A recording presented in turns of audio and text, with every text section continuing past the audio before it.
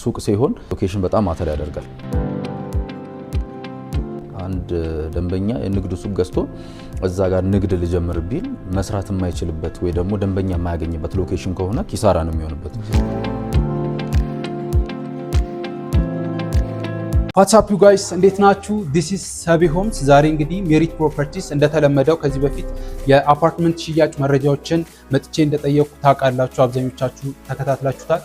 ዛሬ ደግሞ የንግድ ሱቆችን መርካቶ ተክለ ሃይማኖት ቤተክርስቲያን አጠገብ የተለያዩ የካሬ ኦፕሽኖችን ይዘው at the same time ከ20% ቅናሽ ጀምሮ ለሽያጭ ወጡ የንግድ ሱቆች ስላሉ ስለነሱ ደግሞ ከሌጋሊቲ ጋር ተያይዞ ከስተመሮች እንዴት ነው ኦን ማድረግ የሚችሉት የሚለው የተለያዩ ኢንፎርሜሽኖችን አብረን የምንጠይቅ ይሆናል። እስከ መጨረሻው ድረስ አብራችሁን ቆዩ። በሜሪት ውስጥ እንግዲህ አሪፍ ኢንፎርሜሽን ይሰጠናል ብለን ያሰብነውን አቶ ዳዊትን ቀደም ብለን ፕሮግራም አስይዘነው ነበር። ፉል ኢንፎርሜሽን ይሰጠናል ብዬ ተስፋ አደርጋለሁ። እስከ መጨረሻው ድረስ አብራችሁን ቆዩ። ሰላም አቶ ዳዊት እንደምን አለ? እግዚአብሔር ይመስገን ሰላም ነው። እንኳን ደህና ቆያችሁኝ። ከዚህ በፊት የአፓርትመንት ኢንፎርሜሽን ተለዋውጠን ነበረ። አሪፍ ኢንፎርሜሽን ነበር የሰጠኝ። በኮሜንት ላይ የተለያዩ ከስተመሮች እንዲሁም እየደወሉ ኮንታክት እያደረጉ ፊድባክ ሲሰጡ ነበር። ዛሬ ደግሞ መርካቶ ላይ የንግድ ሱቆችን ለሽያጭ እንዳወጣችሁ ሰምቻለሁኝ። እንዲሁም ደግሞ ከስተመርም እየደወለ ሲጠይቀኝ ቼክ ሲያደርገኝ ስለነበር ስለሱ ደግሞ ፉል ኢንፎርሜሽን ለመጠየቅ ነበር ተመልሼ የመጣሁት። ከዛ በተጨማሪ ከሌጋሊቲ ጋር ተያይዞ ከዶክመንት ጋር ተያይዞ ባለፈው በደንብ ዲስክራይብ እንዳደረክልኝ እሱኑ ለሴም ኢንፎርሜሽን እንድትሰጠኝ ነው የመጣሁት ማለት ነው። መልካም እንኳን ደህና መጣ። በድጋሚ ስላገኘው በጣም ደስ ብሎኛል። በአንተ በኩል እንግዲህ ብዙ ደንበኞች መጥተው ጆይን አድርገውናል። በጣም ደስተኞች እንደሆኑም ነግረውናል። እኛም በጣም ደስተኞች ነን።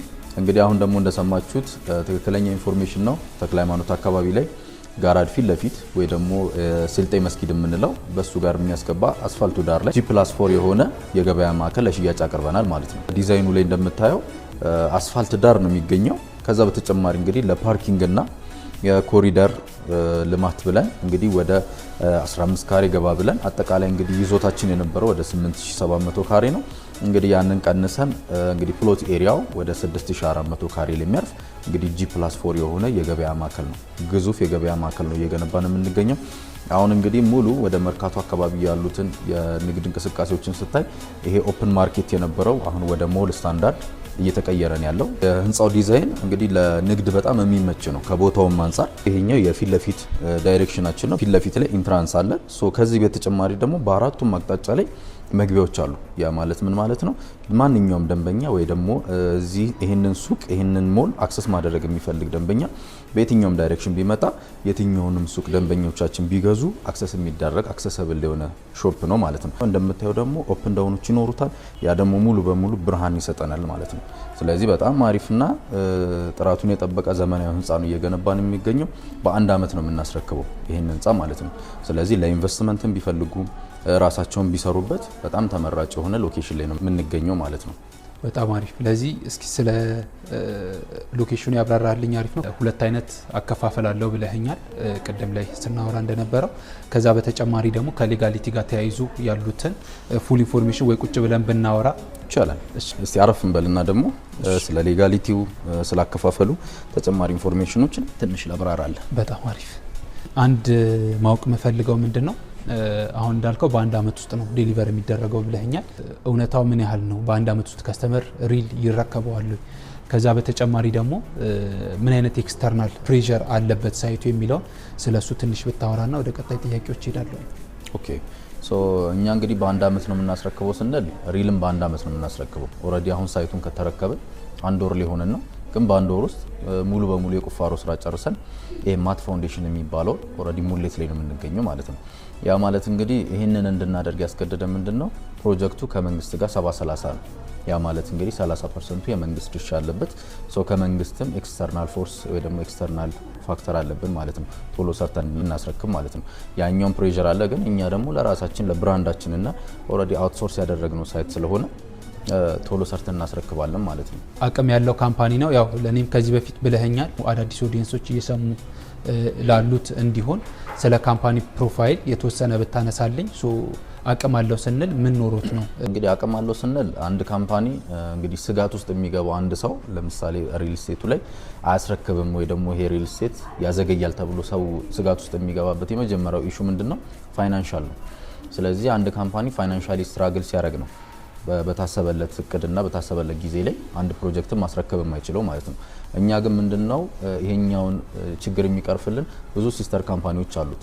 ለምሳሌ አማና ፒፒአር የሚባል የፓይፕ ፋብሪካ አለው። አማና ኢምፖርት ኤክስፖርት የሚባል ኢምፖርት ላይ ወይ ደግሞ ቡናና ጎልድ ወይ ደግሞ ወርቅን ኢምፖርት የሚያደርግ ኤክስፖርት የሚያደርግ ካምፓኒ አለን። ቴዎ ሴራሚክ የሱ ትልቁ ሲስተር ካምፓኒ ነው። ሲዲሲ የሚባል የዲያግኖስቲክ ሴንተር አለው። ከዛ በተጨማሪ ደግሞ ሃይላይነር የሚባል ደግሞ ሲስተር ካምፓኒ አለው። በሪል ስቴቱ ዘርፍም ደግሞ አዲስ አይደለም። ላስት ታይም እንግዲህ ስለ አፓርትመንቱ ስናወራ እንደነገርኩ ቦሌ ራማዳ ጋርና ወደ ቤተል አካባቢ ላይ የገነባ ካምፓኒም አለው። ስለዚህ እነዚህ ሁሉ ለሱ ግብአትና አቅም ፋይናንሻሊ ስትሮንግ እንዲሆን የሚያደርጉት ካምፓኒዎች ናቸው ማለት ነው። ስለ ካምፓኒ ፕሮፋይል ያነሳው ጥሩ አቅም እንዳለው የሚያሳይ ኢንፎርሜሽን ነው ለኔም ጭምር የሰጠኝ። እዚህ መርካቶ ስለሚገኘው ሱቅ ስለሱ ስንመለስ ስፔሲፊክሊ ከናንተ አንድ ከስተመር መጥቶ ሲገዛ ምን የተለየ ጥቅም ያገኛል? ምክንያቱም የተለያዩ ቦታዎች ላይ ሪል ስቴቶች ስላሉ እናንተን መርጦ መጥቶ የሚገዛበት ምን አድቫንቴጅ የሚያገኘው ነገር አለ?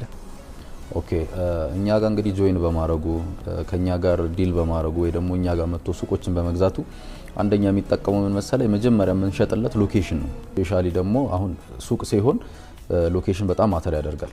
ለምን አሁን የንግድ ቦታ ላይ አንድ ደንበኛ የንግድ ሱቅ ገዝቶ እዛ ጋር ንግድ ልጀምር ቢል መስራት የማይችልበት ወይ ደግሞ ደንበኛ የማያገኝበት ሎኬሽን ከሆነ ኪሳራ ነው የሚሆንበት።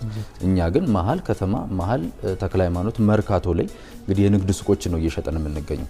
ያ ማለት ደንበኛ ፍለጋ ወይ ደግሞ ደንበኛ እስኪመጣ ድረስ የሚጠብቅበት ምንም አይነት ኮንዲሽን አይኖርም ማለት ነው። ኦልሬዲ የለመደ ሰፈር ነው፣ ደንበኛ የሚያውቀው ሰፈር ነው ማለት ነው። ስለዚህ አንደኛ ሎኬሽን እንሸጥለታለን። ሁለተኛ ደግሞ ከኛ በመግዛቱ የሚጠቀመው ጥቅም ምንድነው? ዋጋችን ነው።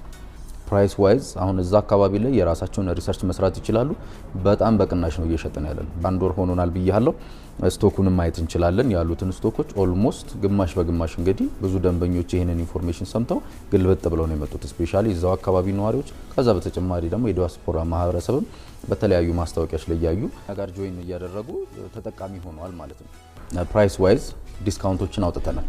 እንግዲህ እነዚህ ዲስካውንቶች ለጥቂት ሰዎች ነው ያዘጋጀ ነው። ፈጠን ብሎ መጥተው መጠቀም የሚችሉ ደንበኞች ካሉ በአንድ ሱቆች ላይ እስከ 20% የሚደርስ ቅናሽ አውጥተናል። አሁን ለምሳሌ ያክል ብነግርህ 22 ካሬው በ4.4 ሚሊዮን ብር ነው እየሸጠን ያለ ነው። ቅድም የነገርኩ እንግዲህ ለ20 ሰዎች ያወጣ ነው ቅናሽ። ይሄ 20% ያልኩ 100% ሲከፍሉ 20% የሚቀነስላቸውን እሱን ካልኩሌት ባደረግልህ ወደ 3.5 ይመጣል። ያ ማለት እንግዲህ 4.4 ሚሊዮን ብር የነበረውን በ3.5 ሚሊዮን ብር መግዛት ይችላሉ ማለት ነው። ያ ማለት ኦልሞስት ወደ 700 ሺህ ብር ቅናሽ እንደማለት ነው ከአንድ ሱቅ። ይሄ ሚኒመሙ በትንሹ ካሬ ነው የነገርኩ። ከፍ ሲል ደግሞ ብሩ እየጨመረላቸው ይሄዳል ማለት ነው። በዳውን ፔመንት መግዛት ይችላሉ። ሁለተኛው አማራጫቸው ዳውን ፔመንት አለ። አሁን የፔመንት ማይልስቶን አለ። ስለዚህ የሰባት ዙር የግንባታው ሂደቱን እያዩ የሚከፍሉበት የክፍያ አማራጭም አዘጋጅተናል። ስለዚህ ይሄኛውን ደግሞ በመጠቀም ስለዚህ ፕሮግረስሊ አሁን ለምሳሌ 4.4 የነበረውን የሙሉ ክፍያውን ዳውን ፔመንቱን በ1.3 ሚሊዮን ብር ከፍለው ውል ተዋውለው ከዛ ቀሪ ክፍያውን ደግሞ የግንባታ ሂደቱን እያዩ መክፈል ይችላሉ ማለት ነው። ይሄኛውም ሌላኛው አማራጫቸው ነው። በጣም አሪፍ። እዚህ ጋር ተያያዥ ስለሆነ ነው የምጠይቅህ። አሁን በ7 ዙር ክፍያ ነው የሚከፍሉት ብለኸኛል። ሶ ቤዝድ ኦን ታይም ነው ቤዝድ ኦን ፕሮግረስ ነው የሚከፍሉት? ያው ብዙ ጊዜ ከስተመር የሚጠይቀው ጥያቄ ስለሆነ አከፋፈሉ እንዴት ነው ከስተመር ሲከፍል በአንድ አመት ውስጥ? እኛ ምንድነው እያደረግን ያለ ነው፣ ታይም ቤዝድ በሚሆንበት ታይም ላይ ሰው ይጨናነቃል። እኛ ግን የግንባታ ሂደቱን ያ ደግሞ ኦልሬዲ ፕሩፋችን ነው።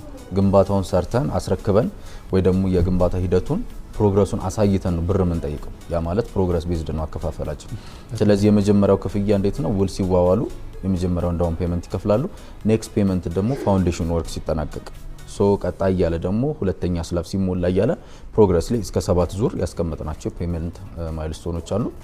በሱ መጠቀም ይችላሉ ማለት ነው። አሁን ግንባታውን ካምፓኒ ይገነባል፣ እንደ ከስተመር ደግሞ ሰከንድ ፔመንት ይከፍላል። አሁንም እንደዛው ካምፓኒው እየገነባ ራውንድ ፔመንት ነው የሚጠየቀው ነው ያልከኝ።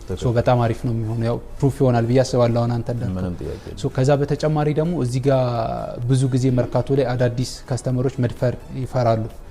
ማርኬቱን አናውቀውም ወይም ደግሞ የትኛው ሞር የተሻለ ነው ብለህ ታስባለህ? እዛው መርካቶ ላይ ሲሰሩ የነበሩ ሰዎች ነው ወይስ ደግሞ አዳዲስ ከስተመሮችስ ቢገዙ ምን ይጠቀማሉ? ምን አለ መሰለህ አሁን መጀመሪያ እዛው መርካቶ አካባቢ ላይ እየሰሩ ያሉ ደንበኞች ቢገዙ ተጠቃሚ የሚሆኑት ምንድነው? እዛው ንግዳቸውን እዛው የለመዱበት ቦታ ላይ ትንሽ ኤሪያ ነው ሽፍት አድርገው ወደኛ የሚመጡት። አዲስ ደንበኞች በሚገዙበት ሰዓት ግን ምንድነው ኢንቨስትመንት ዋይዝ ራሱ ብታስበው ምናልባት ነጋዴ እንኳን ባይሆኑ ለምሳሌ ዲያስፖራም ሊሆኑ ይችላሉ፣ ሌላም ቦታ ሱቆች ሊኖሯቸው ይችላሉ። እንደ ኢንቨስትመንት እንኳን አስበው እኛ ጋር ጆይን በሚያደርጉበት ሰዓት ላይ ምንድነው ሪተርን ኢንቨስትመንቱ እዛ አካባቢ ላይ እኛ የገበያ ጥናት አስደርገናል በባለሙያ ሶ ሚኒመም ከ4000 እስከ 6000 ፐር ካሬ የሚከራይበትን ነገር አጥንተናል። ያ ማለት ደግሞ አዋጭ ነው ለነሱ። ስለዚህ አዲስ ደንበኛ መጥቶ ቢገዛ እና ራሱ ቢሰራበት የንግዱን ያላምድበታል፣ ቶሎ ይለምድለታል፣ ቶሎ ወደ ገበያው ይቀላቀልበታል።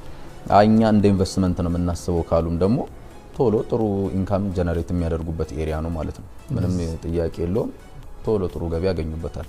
አይ ቲንክ እስከ ዛሬ ነው ያልሰማሁኝ ከ4000 እስከ 6000 የአንድ ካሬ ዋጋ የሬንታል ፕራይስ እና which is ለሬንታል አሪፍ ነው ብዬ አስባለሁ። እናንተ ለሽያጭ ያወጣቻቸው የካሬ ኦፕሽኖችን ብትነግረኝና ከዛ ኮመን ኤሪያ ምን ያህል ነው የምታነሱ? ብዙ ከስተመር ለማልጠቀምበት ካሬ መክፈል አልፈልግም እያለ ነው ያለው። ሶ ኮመን ኤሪያ ውስጥ ምን ያህል ነው የምታነሱት የሚለው ማወቅ ስለፈለኩ ነው።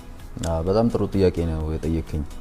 በሚገርም ሁኔታ እኛ ኮመን ኤሪያ አናነሳም። ኦልሬዲ ኔት ኤሪያ ነው እየሸጥን ያለነው። በጣም በሚገርም ሁኔታ ማለት ነው። ብዙ ደንበኞች መጥተው ተደንቀውብን አናምንም ብለው ኢቭን አግሪመንቱን ካዩ በኋላ ነው የሚያምኑት። ሶ እንግዲህ ለምሳሌ 22 ካሬ ብዬ ምሳሌ ሰጠው 22 ካሬው ነው የምናስረክባቸው። 32 ካሬ ስንልም 32 ካሬው ነው። ሶ እንግዲህ ኮመን ኤሪያ ወይ ደግሞ ይሄ ይቀነሳል የጋራ መገልገያ ተብሎ የሚነሱ ነገሮች ሁሉ ኔት ኤሪያውን 22 ካሬው ነው የምናስረክበው ወይ ደግሞ 32 ካሬው ማለት ነው። ስለዚህ በጣም ጥሩ ዜና ነው የሚሆንላቸው ብዬ ተስፋ አረጋለሁ። ብዙ ቦታ ያልተለመደ ነገር ለኔም አዲስ ነው አክቹሊ። ብዙ ጊዜ ነው የሚለመድኩት በኮመን ኤሪያ እየተነሳ ብዙ ከስተመሮች ይቸገራሉ። ወደ ቀጣይ ጥያቄ ደግሞ ስመጣ አግሪመንት ዋይዝ በዶላር ነው በብር ነው እንዴት ነው የሚገበያዩት እናንተ ጋር? ኢንፍሌሽን አፌክት ያደርጋሉ አሁን የምትገነቡት ፕሮፐርቲ ላይ? ኦኬ ኮንሰርን የሚያደርገው ነገር ምንድነው? አንድ ቦታ አንድ ሪል ስቴት ላይ ሄደው ሲዋዋሉ በጣም ያሳስባቸው ነገር ስካሌሽን፣ ኢንፍሌሽን ከዶላር ጋር የተገናኙ ነገሮች ናቸው። እኛ ጋር ግን ባይዘው ምንም አይነት ከዶላር ጋር የሚያነካካውም ነገር የለም። ዋጋም ጨመረ፣ ብረት ጨመረ፣ ሲሚንቶ ጨመረ ብለን ምንም አይነት የምንጨምረው ጭማሪ የለም።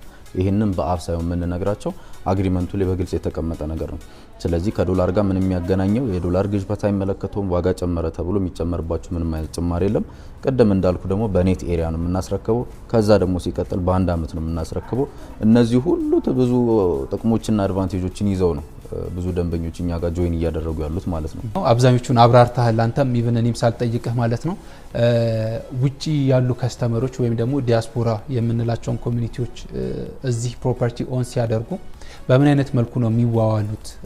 አግሪመንት ሲፈጽሙ በምን አይነት መልኩ ነው የምታስተናግዷቸው? እዛ ሆነው ከካምፓኒው ጋር ዲል ማድረግ ይችላሉ የሚለውን ስለሱ ደግሞ ጠቅለል ያለ ኢንፎርሜሽን ብትሰጠኝ።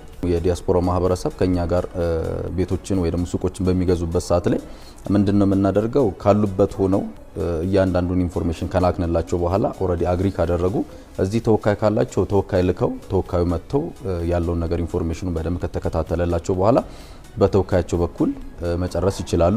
ውክልናም ካላቸው ራሱ ተወካዩ ጨርሶላቸው መሄድ የሚችልበትን ኦፕሽን አመቻችተናል። እዛው ያሉበት ሀገር ላይ አግሪመንቱን ልከንላቸው ራሳቸው አንብበው ፈርመው በዲኤችኤል መልሰው የሚልኩልንን ኦፕሽንም አመቻችተናል ማለት ነው። ስለዚህ ከፈለጉ በዲኤችኤል ልከንላቸው ራሳቸው ፈርመው ይልኩልናል። ካልሆነ ደግሞ እዚሁ ተወካይ ካላቸው ቤተሰብ ልከው ወይ ደግሞ ዘመድ ያለውን ነገር ካጣራላቸው በኋላ መጨረስ ይችላሉ ማለት ነው። ባሉበት ሆነው በዲኤችኤል በራሳቸው መግዛት ይችላሉ ያለምንም ከሰው ጋር መነካካት ሳይጠበቅባቸው ማለት ነው። which is በጣም አሪፍ ነው። ሶ አዲሽናል የምትለን ነገር ካለ ኢንፎርሜሽን ሰምቶ እናንተን ኮንታክት ማድረግ ለሚፈልግ ከስተመር በምን ኮንታክት ሊያደርጓችሁ ይችላል? ኦኬ እኛን እንግዲህ በዋትስአፕም ሊያገኙን ይችላሉ፣ በቴሌግራምም ቀጥታም ደግሞ ስልካችንን እናስቀምጣለን። በሱም ቀጥታ ደውለው ሊያገኙን ይችላሉ ማለት ነው። ከዛ በተጨማሪ እንግዲህ ለደንበኞቻችን ማስተላለፍ የምፈልገው መልእክት ምንድነው? እንግዲህ እነዚህ ሱቆች ፕራይም የሚባል ሎኬሽን ላይ ነው ያሉት። ስለዚህ እንግዲህ ፈጠን ብለው እንግዲህ ለ20 ሰዎች ያወጣ ነው የ20% ቅናሽ አለ። እሱን ተጠቃሚ እንዲሆኑበት በዛው መልእክት ማስተላለፍ ፈልጋለሁ። እናንተም ደግሞ ስለመጣችሁ በጣም አድርገን እናመሰግናለን። እኔም በጣም አመሰግናለሁ አቶ ዳዊት። ቴንክ ዩ። መልካም ጊዜ። መልካም ጊዜ ለሁላችን። ከዳዊት ጋር የነበረን ቆይታ እንደወደዳችሁት አልጠራጠርም። በዚህ መልኩ ስለ ሾፓቸው ያላቸውን ኢንፎርሜሽን ክሊርሊ በደንብ ነግሮናል ብዬ አስባለሁ። እናንተም ደግሞ አዲሽናል ጥያቄ ካላችሁ ስክሪን ላይ በምናስቀምጠው ስልክ ቁጥር በቴሌግራም በዋትሳፕ እና እንዲሁም ደግሞ በተለያዩ ሶሻል ሚዲያዎች ኮንታክት ማድረግ ትችላላችሁ እነሱን ማለት ነው። ሶ ዲስ ኢዝ ሳቢ ሆምስ። ከወደዳችሁት ላይክ፣ ሰብስክራይብ ማድረግ እንዳትረሱ። ተመሳሳይ ኢንፎርሜሽን በየጊዜው መለቅላችሁ ይሆናል ማለት ነው። ወዳችኋለሁኝ። ሀቭ አ ጉድ ዴይ